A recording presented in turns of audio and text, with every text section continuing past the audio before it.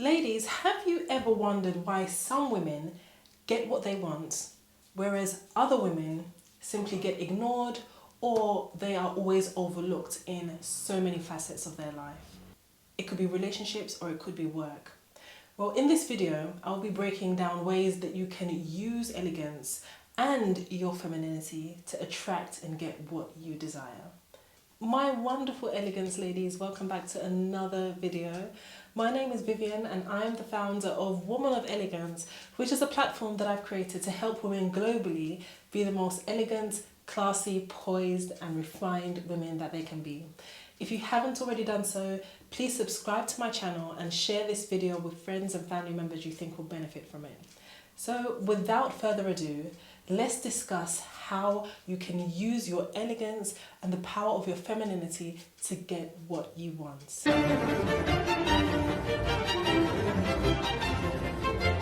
Point number one, lead with warmth and not demands.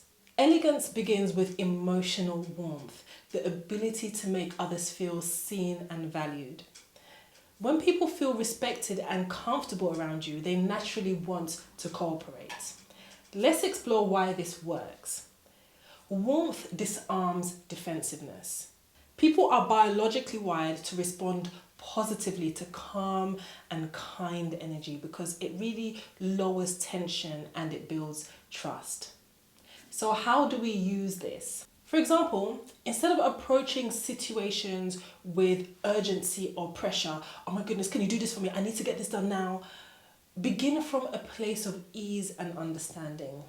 For example, instead of saying, I need you to finish this by tomorrow, try, would it be possible to have this ready by tomorrow? It would really help me move things along smoothly. Can you see the difference between the two approaches? One is harsh, whereas one is soft.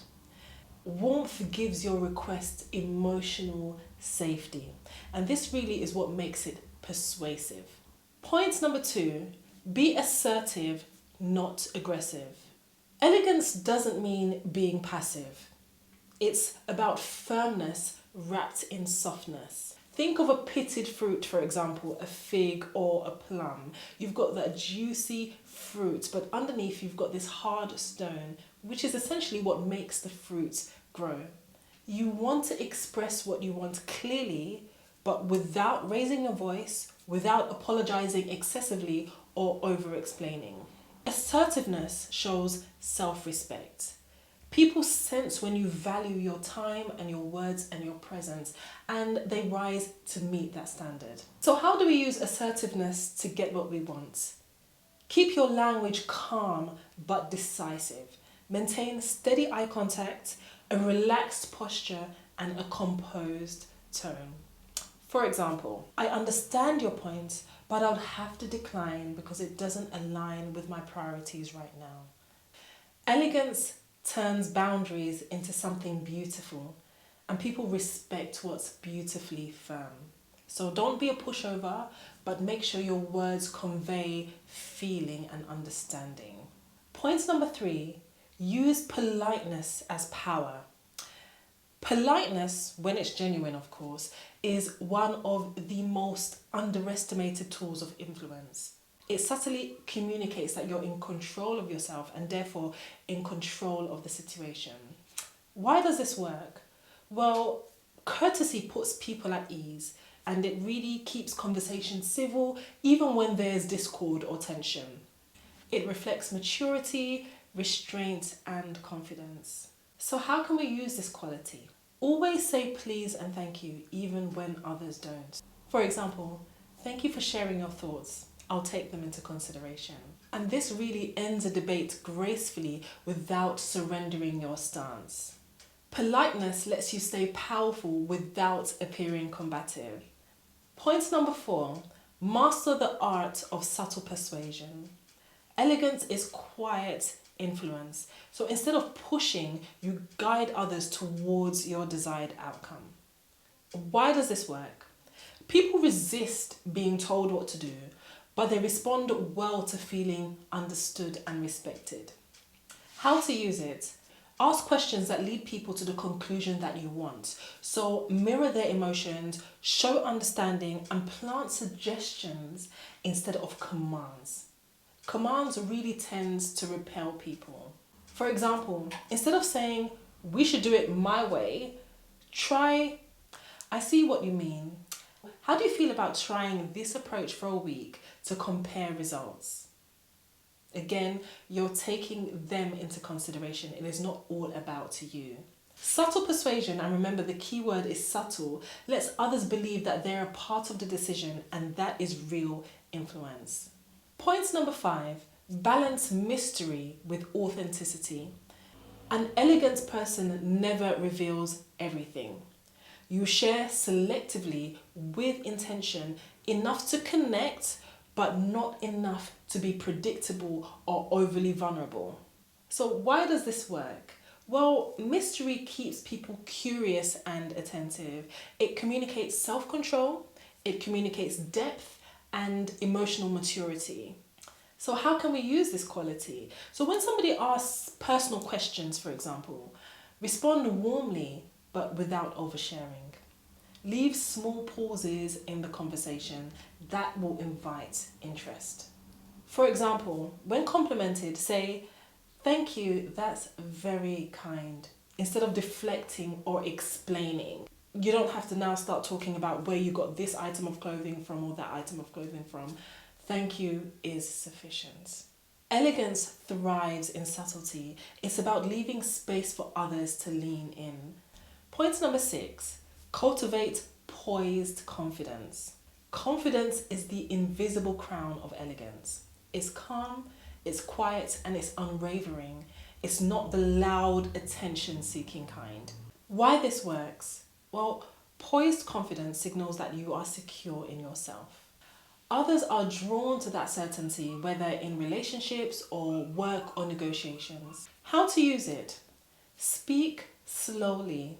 Maintain good posture. Don't fill silences unnecessarily, because confident people are comfortable with stillness. So for example, instead of rushing to defend your opinion, pause, smile slightly and say, "That's an interesting perspective. Here's mine." When you move slowly and speak intentionally, the world adjusts its pace to match yours. Point number 7, use kindness as a strategic tool. Kindness, when combined with self-respect, is one of the most magnetic forces in human interaction. So how and why does kindness work in this regard?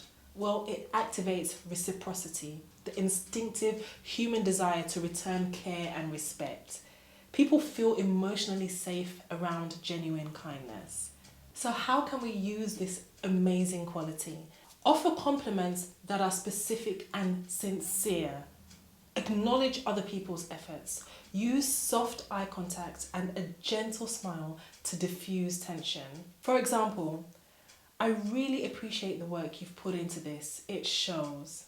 Kindness earns loyalty where pressure only earns compliance. Point number 8, practice emotional restraint. One of the purest expressions of elegance is the ability to stay calm when others lose control. Why does this work?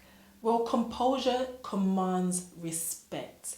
People subconsciously look to the calmest person in the room as the leader. Can you imagine being on a ship that's sinking? You will be terrified if the captain is all over the place, screaming, hysterical. But if he's calm, if he's composed, you're able to trust his judgment. You're able to trust that things will be okay. It's exactly the same in our situation. How to use this? When somebody is rude or confrontational, lower your tone instead of raising it. Take a slow breath before responding. For example, "I understand that you're upset, so let's revisit this when we're both calmer.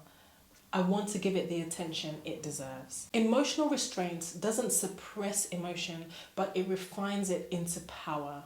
Point number 9, align your outer elegance with inner intention. Visual and verbal harmony reinforces your influence. Your appearance, your posture and tone should all speak the same languages as your words. Why this works? People believe what they see and feel before what they hear. Consistency builds trust. How to use it?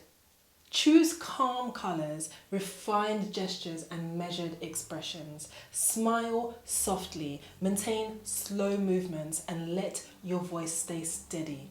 When your presentation matches your intention, people naturally take you seriously and they are more inclined to say yes. And the final thought, elegance as empowerment. Elegance isn't about manipulation, it's about mastery. You don't use it to control others, but you use it to elevate interaction so that everyone walks away feeling respected, including you. When you act with grace, speak with precision, and move with calm confidence, people instinctively trust you, and that is how you get what you want without ever asking too loudly. Ladies, I hope you enjoyed this video. If you did, please give it a thumbs up, share, like, and subscribe. Thank you so much for watching, and I will see you on my next video.